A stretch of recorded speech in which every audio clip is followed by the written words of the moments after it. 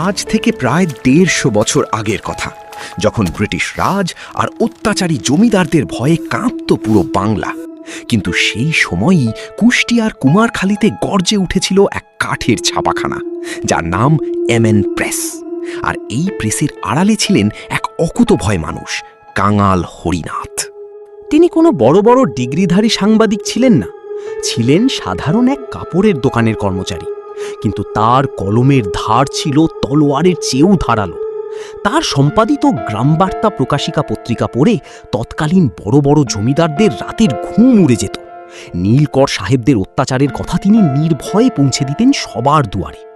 মজার ব্যাপার হলো, এই লড়াইয়ে তিনি মোটেও একা ছিলেন না।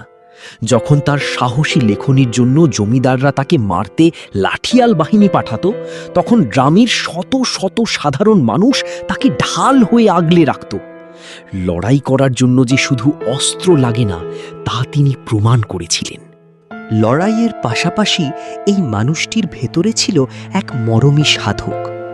তিনি ছিলেন মহাত্মা লালন শাহের পরম প্রিয় বন্ধু।